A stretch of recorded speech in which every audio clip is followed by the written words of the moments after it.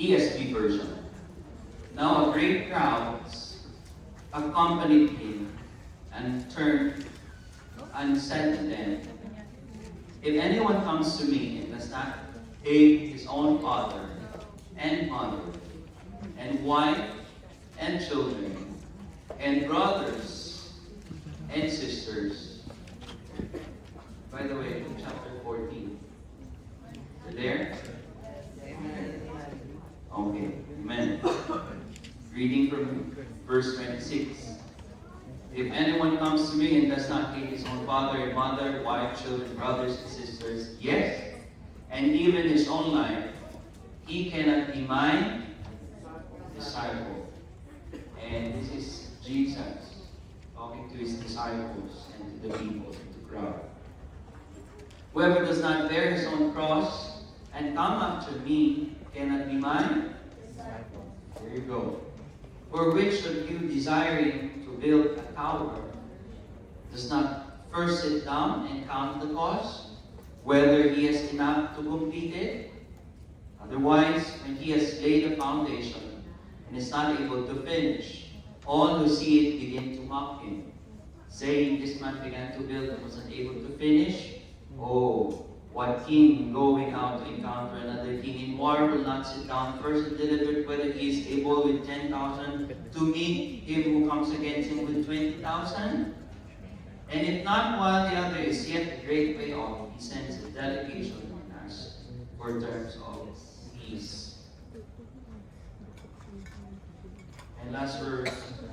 So therefore, any one of you who does not renounce all that he has cannot be my disciple. Shall we pray before we continue? Father, we bless you, Lord, and we thank you for you are gracious, Lord. Thank you for your grace. Thank you, Lord, for your mercy. We thank you, Lord, for your love, abounding love, Lord, every day. Thank you, Lord, for embracing us, Lord. Thank you, Lord, for shaping us, Lord, to a child, a follower, Lord, that you want us to be, Lord. Help us, Lord, once again, as we study your word, as we have our lesson, Lord God, studying, Lord, the cost of following, Lord, you, the cost of the discipleship, Lord. Help us, Lord, eliminate our mind, may you soften our hearts, and the words, Lord, that we're about to hear and receive, Lord, may dwell, Lord God, in our hearts, Lord. May you cultivate it, Lord. Help us, Lord, to grow, Lord God, in our lives. Apply it, Lord God, in everything we do, so that we may bring glory and honor to your name. And this is our prayer. In the mighty name of Jesus Christ, we pray. Amen. Every choice in life has a cost. Every choice in life has a cost. Success has a cost. Relationships have a, even following Christ has a,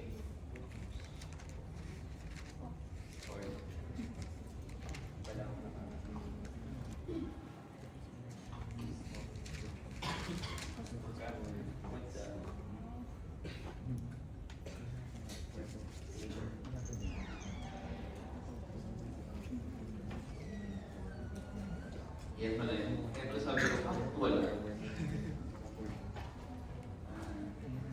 So every choice in life has what? Success, relationships, and even following Christ. There you go. Jesus never hid this truth. From the very first time he met all his followers, all his disciples, he teach this truth. That if you really want to come and follow me, you must take up your cross, be dead, deny yourself, and follow me.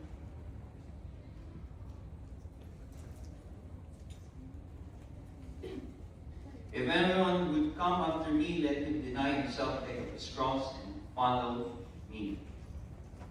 Jesus also shows us that the reward of following him, his kingdom, outweighs any sacrifice. So today, we will look at the bold statement or the teaching of Jesus Christ as we discover the cost of following him. And always following Jesus is always worth it. The cost of following Jesus is always worth it, now and for eternity. Now let's go to the first point. Why the cost is worth it? Because following Jesus requires serious decision. Are you serious? When it comes to decisions in life, decisions what course to take, or decisions when it comes to, spending your money, allowance. Ayun, diba? No. Kaya lagi nawawala ng ano. Are you serious about, spending those resources and then putting aside something for the Lord? Kaya nga meron ng exercise dito pinapractice na natin yung tithes and offering. Why? Because following Jesus requires a serious decision. If you say that, Lord, you are my Lord, you are my Savior, and I want to follow you, then hindi lang yun laro-laro. It has a gravity. Serious, brothers and sisters, ladies and gents. Hindi yung pag sinabi mo, I want to eat breakfast. And then all of a sudden, after 5 or 10 minutes, nagbago yung isip mo, ay, diet na lang ako. Hindi ganun yun. Serious. Jesus says that unless we hate, have you read that one? Unless you hate your father, your mother, wife, children, even your own life, you cannot be his disciple. This is serious.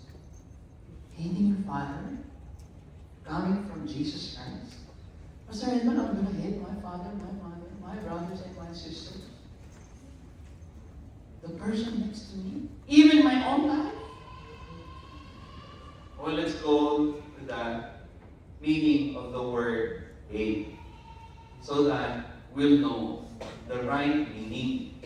Kasi out of context tayo. In the context, the background of this passage, this situation, the very word hate, it means in Greek, meseo, not literal hatred, but to love less. Huwag mong gagawin number 1, si Mami and si Daddy. Si Lord lang number 1. Second lang si Lord. Understand? Huwag mong ilalagay number 1 si career pag meron na kayong work. Number 2 lang yun. Okay? Huwag mong gagawin Diyos ang career. Kasi ang career, mawawala. Don't put money, treasures, number 1 on top, and then secondary lang si Lord. Because the Word of God says, everything that you store here will be washed away, will pass away. Everything will pass away here, even your life. Kaya nga sinabi niya, even your life. Hindi ibig sabihin, magalit ka sa nanay at tatay mo. Hindi yun ibig sabihin yun, yung hate saan, a word. Ang ibig sabihin yun, to love less. Huwag yung ilagay yung number 1, yung dun sa may throne ni God, si father, si mother, si brother, si sister, pag dumating yung time, magkaroon na ng boyfriend and girlfriend, lagi na lang si boyfriend, lagi na lang si girlfriend, nawala na ng time kay Lord. And when you have your job, na busy, Kasi money, money, money. I want to do this, I want to go there, I want to buy this. I forgot God. Kaliwali God. Kaya after ilang years, after ilang months, kaliwali din ang buhay mo. Right? Here, Jesus is saying your love and your loyalty to Jesus must be what? Pakibasa. Jesus is saying your love, our loyalty to Him must be what? Paano ibig sabihin na supreme? Yung cup daw na may brand Supreme, hindi yun ang ibig sabihin. Supreme is what? The best? Above all. Siya yung pinakamataas. Wala nang tataas sa Kanya. Kumbaga sa may nature, sino ang pinakamataas na mountain? Wala nang tataas kay Mount? Kasi siya yung pinakamataas na highest peak eh. Parang ganun siguro. Wala nang tataas sa Kanya.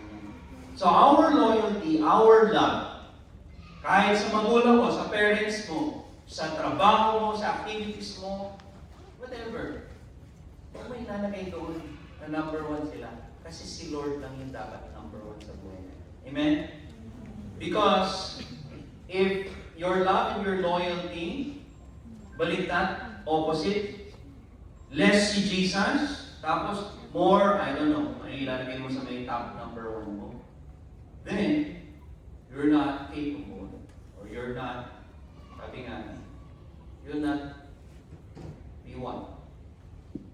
Acceptable as His follower. Kasi gusto ni Lord, number one, siya sa buhay mo. Number one lover of my soul. Siya sabi nga doon sa kanta, Jesus, lover of my soul, Jesus, I will never let you go. You've taken me from the miry clay. You set my feet upon the rock. And now I know. That's our situation before we met Jesus. We are in doom. Yes, come in. Okay. No? We're going to hell. We're going to punishment. But because of the grace, the love of Jesus Christ, we are saved.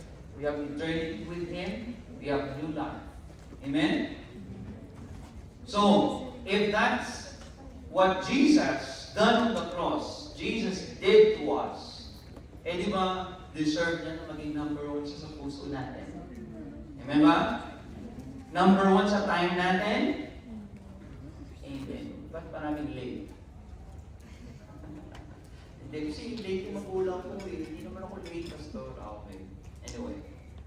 Kung number one si Jesus, number one siya, pag-isip ko ng umaga, I'll pray, I'll take my devotion. Amen?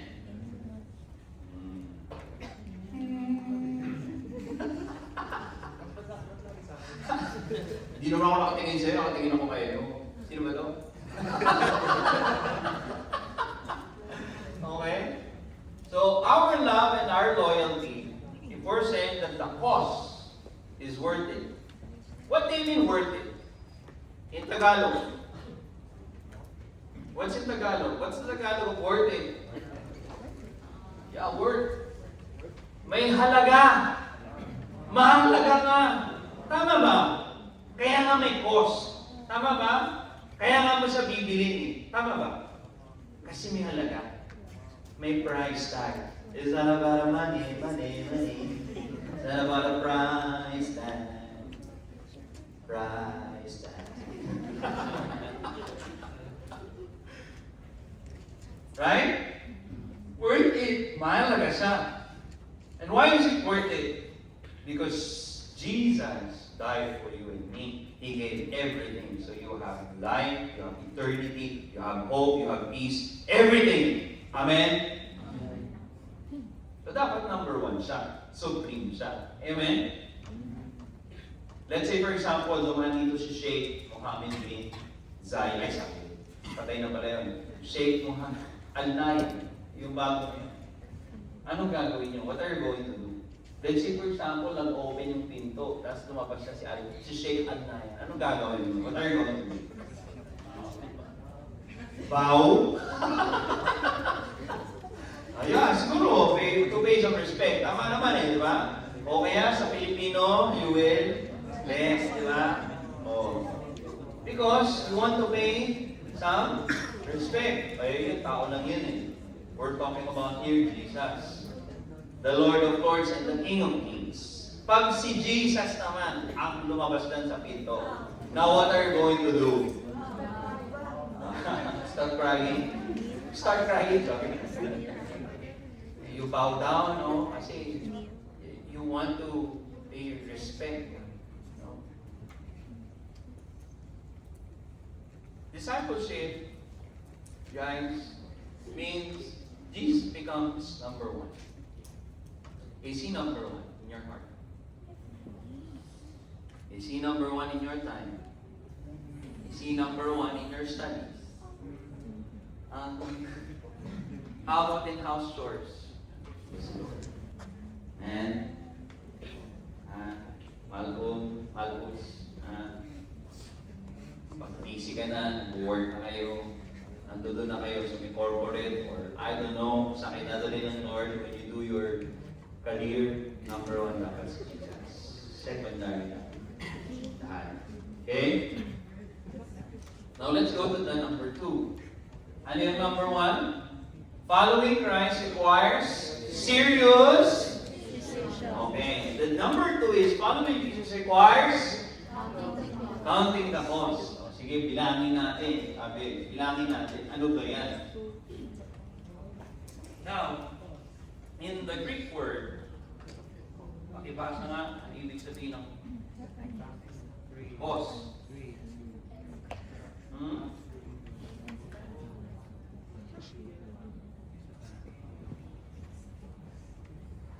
The Greek word, or the English word cost means what? Expense, investment, and what must be given. Now, let's connect it. We're talking about the cost of discipleship. That's why the cost is worth it, because discipleship is not accidental. It is intentional. You will invest. Time will come. You will spend money. Tama ba, Ate Angge? Ilalabas mo yung mga ka-small group mo, ililibre mo ng shawarma at shine. Ha? Si Andre daw, wala daw. Ewan ko. Sinisigil ako. Sinisigil ka na. Kasi ganun dapat yun. Well, hindi lang food, physical, but time, yung effort. Listening is a cost. Counting a cost. I have a lot of time. I have lots of things on my plate. Tapos tatawag yung small group member mo. Oh, we are. I think there is somebody who can listen to me. I'm struggling right now. That's investment. That's expense of something na dapat gagawin mo, but you really need to give up. Why? Because you want to go there and be there and help that brother or sister. You're counting the cost of being a follower of Jesus Christ, ladies and gentlemen. And it's not accidental. It's intentional. Why? Because you want that person to experience the same love, the same praise that's shown by our Lord Jesus Christ. If you will read verses 28 to 32 of Luke chapter 14, there are two examples or illustrations. The one is a builder who begins a tower, and then yung isa, a king preparing for what? War. Yes. Now, ano yung significant or ano yung similarity daw nila? Sabi ni Jesus, both must think, carefully plan, or else failure will follow. Now let's appropriate in our life. You, as a follower of Jesus Christ, do you plan ahead? Do you plan everything that you're going to do, especially for this week? Sino yung ano na? May class ka o bakasyon na? May mga exams. Tama. Apart from exams, you have your responsibilities in the house. Tama? And you have your ministry. Tama? Sino rin yung mga involved sa praise and worship? Every Thursday, thank you for your service and for your time for the Lord. Sino yung wala pa sa ministry, hihintay kayo ng Lord. Mag-involve daw kayo sa praise and worship. At sa different ministry, I heard Kuya Bo, he needs ushers. Yes. Ang gagawin lang ng usher, doon yung tatayo, mag-judge down sa Angela. Nag-judge down ng mga names, yung papasok for attendance, diba? Mag-smile, diba? Welcome to Counterflow. Kailangan ng usher. Baka naman. Kami ni Siri, okay. Baka naman. Try mo lang. Involve mo yung sarili mo because if you're really serious with your relationship with our Lord Jesus Christ, you're counting the cost. Okay? Hindi lang yung gastos, hindi lang yung pamasahe. Sometimes yung pagod. Tama ba? Pwede. Pagod ka na. Kasi tinuturuan mo yung kabanda mo kasi sa Saturday gusto nyo maibigay yung best. Eh, yung kanina, pag-strum, nawala sa tono. Kita ako, sabi ni Dre, talaga kay Eva. Eh, si Eva, nakita si Eva. It's fine. Because you want the best for the Lord. That's counting the cost. Si Denise kanina, talagang coming from her diaphragm. Everlasting Yana! Ang taas nun. Pero nakaya. Kasi she wants to give the best.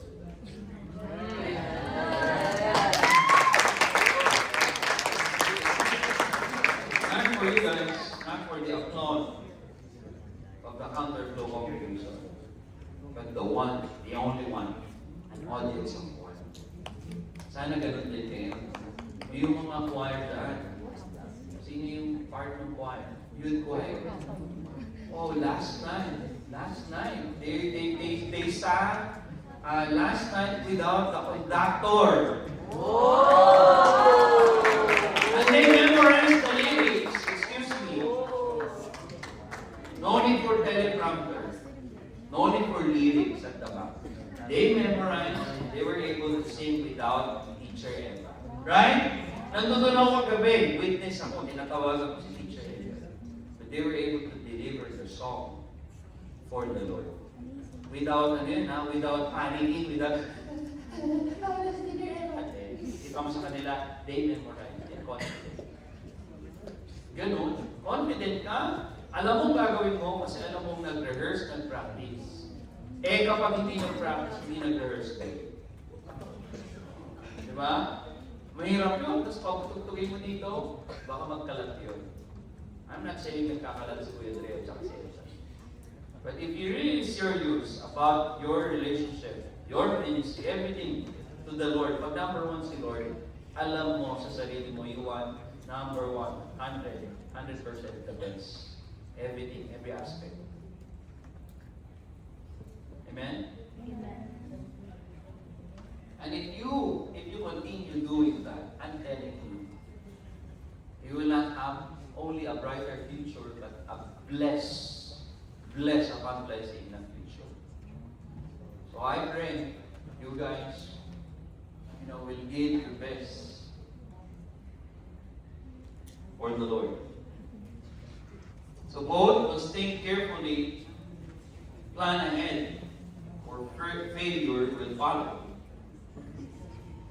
So, in our time today, what are the costs, okay, that we really need to count and we need to sacrifice? Sometimes emotional costs. We die to our pride, our ego, or to our anger. Sometimes our lifestyle costs. Obedience to Jesus changes our habits. Kung dati, tatamad-tamad ka, ayaw mo gumising, gigising ka 11 o'clock, 10 o'clock in the morning, hindi PM. And just like when you woke up in the morning, you're dragging pa, di ba? At ayaw. But when you meet the Lord, when you met the Lord, and you accepted Him as your Lord and Savior, He changes every day. Your life has never been the same anymore. Relational cause. Some people won't understand your faith. Agree? Lalo dito. There are people who cannot understand our faith. But the thing is, you continue. Don't be discouraged. Continue following Jesus. And lastly, comfort cause. Serving God requires effort, sacrifice, time, and energy. Now, I'll give you an example. No athlete wins a medal without discipline. Si Manny Pacquiao ba, naging champ siya or champion siya dahil sumali lang siya doon without any training. Hindi kung naglalakad ng sakali si Manny Pacquiao, nakita ng ring, di ba, Uy, boxing ako. Tapos agad, panalo na agad siya. Si Iyala, ano yung pangalan niya si Iyala? The tennis girl, the Filipina Alexa, di ba? Yun ba, pagpunta niya ng court, magaling na agad siya? Champion na agad siya sa tennis? Hindi. Bata pa nga siya, nag-start na siya na mag-play ng tennis. It requires discipline. No student graduates. Sino na mga graduating dito? On the way. Bago ka makagraduate, ano ang mga tests na gagawin mo? Dami. And you really need to pass all those exams, all those tests. Para masabi mo, you completed the course. Yun yung sinasabi nung principal or nung sino mang Department of Educational Secretary. Diba? You completed the course. Congratulations, batch 2026. Diba? Hindi naman 2025. 2026 by next year. Or 2025. Kung sino man ang graduating ngayong October. October is the I don't know kung same ang system. But my point is, no student graduates without study. You really need to study. And of course, this one, sa future na to. No marriage strives without intentional love. Okay? Hindi na natin paanihin yan kasi wala pa mga married. So, ako lang. It's it. Anything valuable has a, but the reward is far greater. Okay? So, let's go to the last point. So, number one, why the cost is worth it? Because following Jesus requires serious decision. Second point is, you need what? Counting what? So, the last is following Jesus means surrendering everything to Him. Okay? Now, Jesus concludes, anyone who does not give up everything he has cannot be my disciple.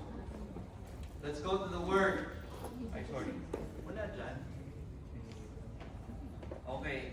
The word give up. Wala dyan, hindi ko yata nailagay. It means to say goodbye to let go, or to release control. Ano yung mga bagay? What are the things in your life that you have in control? Self? Or kung sino yung mga tao, wala naman kayo pinokontrol ng mga tao. Tama ba? Wala naman kayo sigurong mga kinokontrol. I don't know kung controlling ka. I pray that Jesus will change you. or something na kinokontrol mo. Ano yun? Time. Tama ba? You're the one who's managing your time. You control it. Tama? Ano ba? Your potentials is what? Your health. Yan. May balita kanina. Hindi nag-church kasi puyat kagabi. Kaka-game. Kaka-game. Hindi ko napapangalanan. No? Pero, ilan sa inyo dito nag-online game, yung mga MLM? Mobile Legends. Meron pa man Dota? Dota. iPod? Yes. My point is, your health is important. Especially, kayo mga young people, very young, okay? Wala pa kayong nararamdaman ng mga sakit-sakit sa kasukasuhan, hindi ka tulad ng Pastor Ed, kailangan na minsan na ibuprofen. Pag sumasakit yung likuran ko, kailangan ko ng masahe. I need a masseuse. Kasi marami nang sumasakit eh. Ilan taon na ako? 37 na ako. It's 37. O baka sabihin mo, sige, parang 36 na, Pastor. Luloko ko pa. Anyway, to give up is, sabi doon, to goodbye to let go to, and to release control. Ano yung mga kinokontrol mo? Okay? Na hindi makapasok-pasok ang Lord, you cannot give your potential, full potential in every aspect of your life. Why? Because these things are controlling you, or you're controlling it in a way you're not giving it to God. Jesus is not asking to become poor. Okay? He is calling us to a place where He owns us. When you say, Lord, you are my Lord, you are my Savior, then God owns us. God owns you. Amen? And we own nothing. Pakisabi sa katabi mo, we own nothing. You came here without anything. Ubad. Naked. Okay? You came here on earth. Paglabas mo ba sa may nanay mo, meron ka ng attache case, may bag ka na, may iPad ka na? Wala, di ba? Nothing. Naked. In the eyes of God, in the eyes of your parents, in the eyes of your people. You own nothing. We own nothing. Because God owns everything. Your time, your energy, your health. Isang snap lang. Kung ako si Lord, no? Let's say for example, kaya kong kunin ang buhay mo. In a snap of my finger, parang si Thanos lang.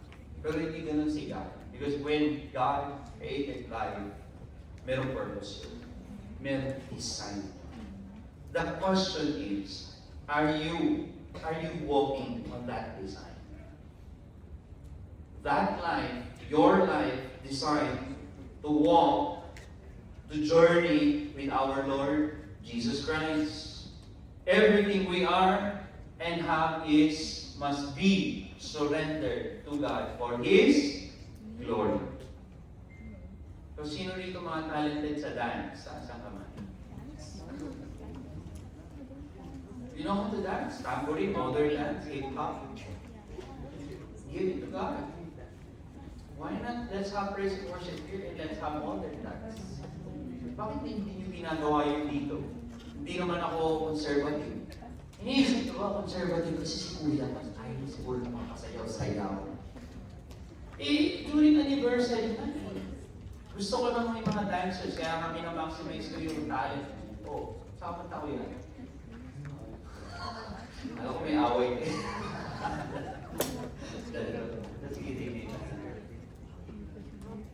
Sino dito marunong mag-drawing? Sketch? O hindi ako nag-face and worship, mag-sketch ka dyan. Kaya mong gawin basta 15 minutes, matatapos mo ha. Eh baka mamaya 15 minutes, nagkaroon ka pa na yung mata, yung ulo. After 15 minutes, hindi na buo yung mukha. Ano yung alien? No, my point is, lahat ng talento natin, bigyan natin sa Lord. Sino dito marunong basketball? Why not use basketball to reach other young people and point them to Christ? Pwede? Sino dito nag-online gaming? Bakit hindi nyo ginagamit yung online gaming to preach or to share Jesus? I have disciples in CCO, in the Philippines. Sinabi mo nila, nadulas tuloy. Well, Christian naman yun, Christian church. Doon ako eh.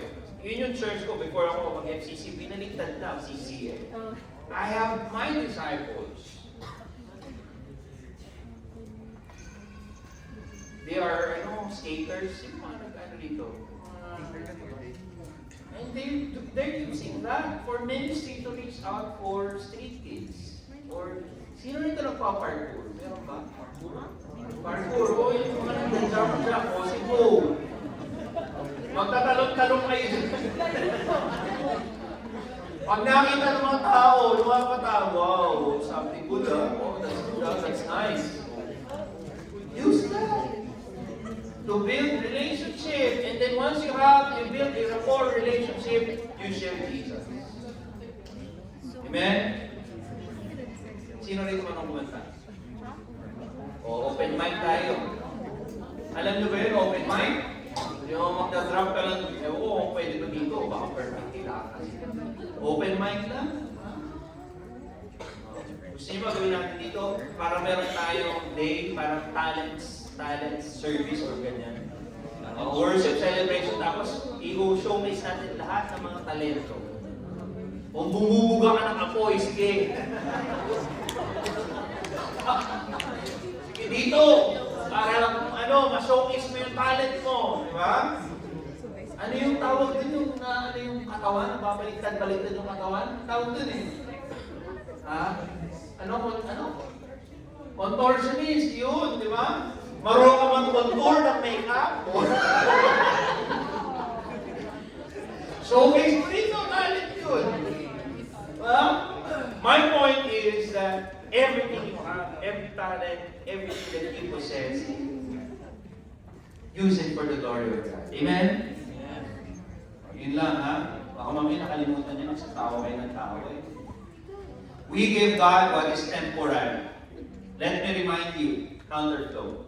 Ladies and gents, we give God what is temporary. Everything we have here, your talents, your possessions, your life, it's temporary. It has what? An expiration. Even us. In Hebrews, God appointed a time that we will die and we will face judgment. Don't cling to the things of this world. Don't cling to the people here in this world. Because everything will pass away. All is temporary. So you give to God what is temporary. And you know what? When you give that, your talents, your life, your energy, everything for the Lord, He gives you eternal. Tell the person next to you, God will give you eternal. Eternal life. Okay? Now here's my conclusion. Since we're talking about discipleship, and we're giving towards the small group discipleship, discipleship is, but the reward is priceless. What do you mean priceless? Because peace, the world cannot give, God can give. Amen? The peace that passes all understanding. Second, purpose that cannot be shaken. Maraming mga layunin dito, maraming mga purpose dito sa mundo. But you know what? Pag dumating ang sakuna, dumating ang turmoils, dumating ang war, it will be or it can be shaken. But the purpose that God will give to you, it cannot be shaken because you are in the firm foundation. Diba? Parang kanta yun, di ba? Ha? Jesus, you're my firm foundation. Hindi niya yata alam yung pang matanda. Sige. My life is built on solid ground. Ay, ito pa rin. Luma pa rin. Ano yung alam nyo?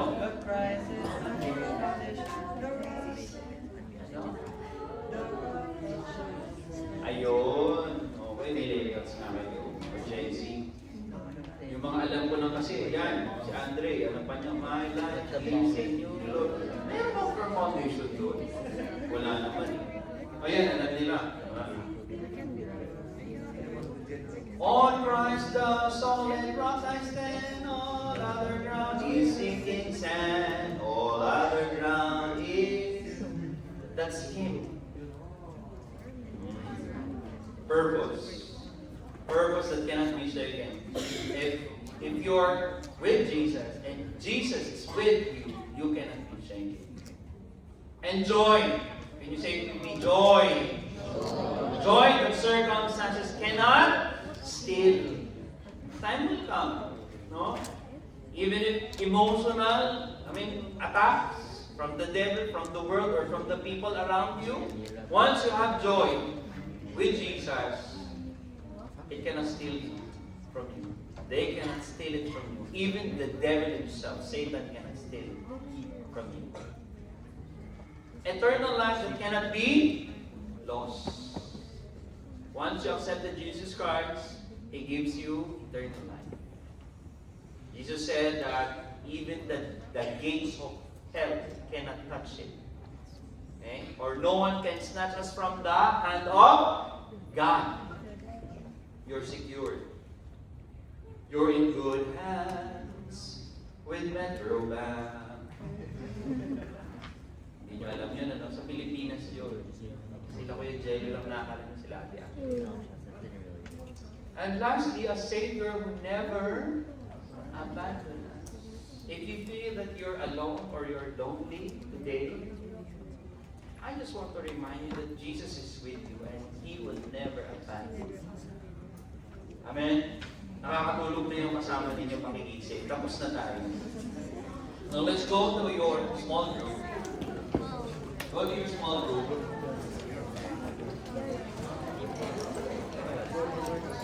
It's